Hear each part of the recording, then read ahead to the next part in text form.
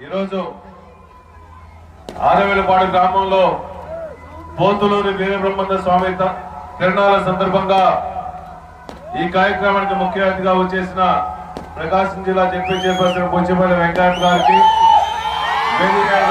పెద్దలందరికీ, ఈ ప్రభను ఇంత చక్కగా ఏర్పాటు చేసి అధికారం లేకపోయినా కూడా వైఎస్ఆర్ కాంగ్రెస్ పార్టీ జెండా ఈ ఊర్లో రెపరెపలాడాలని చెప్పేసి ప్రేమతో ఆప్యాయతో ఎన్ని కష్టాలు వచ్చినా ఇంత భారీ ప్రభను ఏర్పాటు చేసిన వైఎస్ఆర్సీపీ నాయకులందరికీ, అంతకన్నా జగన్ ఎక్కువ ప్రేమించే వైఎస్ఆర్సీపీ కార్యకర్తలందరికీ, జగన్ సైన్యాలందరికీ శిరస్సు వంచి నమస్కారం తెలియజేస్తున్నాను.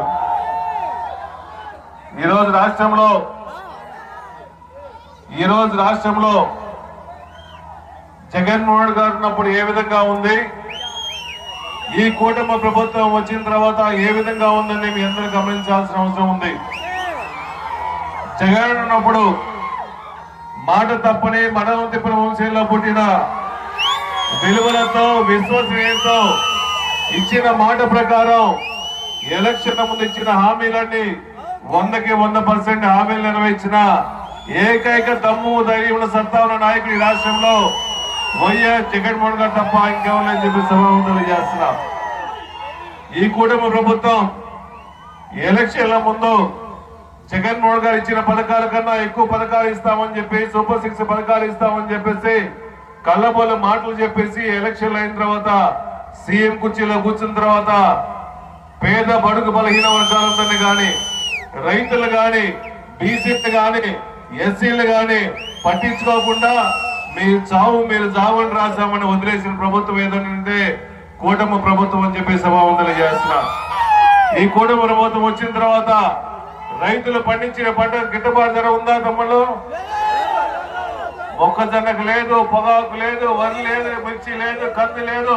ఏం చెప్పినా ఈ ప్రభుత్వం వచ్చిన తర్వాత చంద్రబాబు నాయుడు వస్తేనే కరువు వస్తుంది, పంటల గిట్టుబాటు ధర తెలిసి కూడా చాలా మంది ఓట్లేశారు.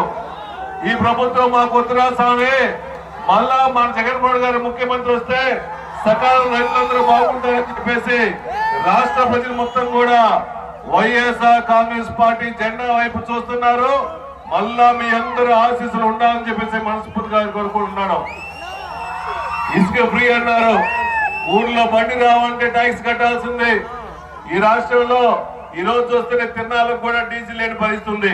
కానీ మద్యం మాత్రం ఫ్రీ, ఎరువు మాత్రం వెళ్తుంది, డీజిల్ మాత్రం ఉండే పరిస్థితి లేకుండా పోయింది.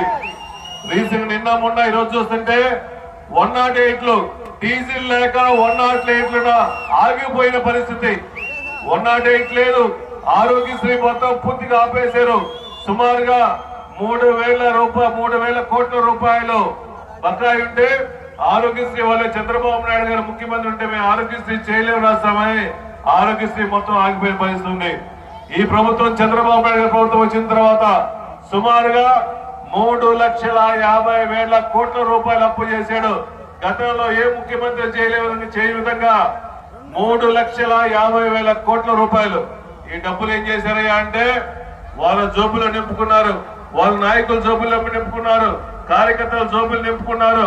సూపర్ 6 ఏమైనా చేస్తున్నారంటే సూపర్ 6 ఏం పరిస్థితి చేసే పరిస్థితి లేదు. మా అక్క చెల్లెలందరికీ కూడా నెల 1,500 రూపాయలు వేస్తా అన్నారు. లేదు, గ్యాస్ లేదు, చదువుకున్న పిల్లలుగా ఉద్యోగాలు లేవు, నిరుద్యోగ బుద్ధి లేదు. ఇంకెందుకు రాస్తాము? ఈ ప్రభుత్వం టైం దగ్గర పడింది. మళ్ళా మన నాయకుడు వస్తాడు. ఈ అందరూ ఆశీస్సులతో జగన్మోహన్ గారిని ముఖ్యమంత్రి చేసుకోవాలి. మొన్న జరిగినప్పుడు ఎలక్షన్ ఏ విధంగా సహకరించారో మళ్ళా అదే విధంగా ఈ బూచేపల్లి శివప్రసాద్ కూడా మీ అందరూ ఆశీస్సులు ఉండాలని చెప్పి మనస్ఫూర్తిగా కోరుకుంటూ సెలవు తీసుకున్నా.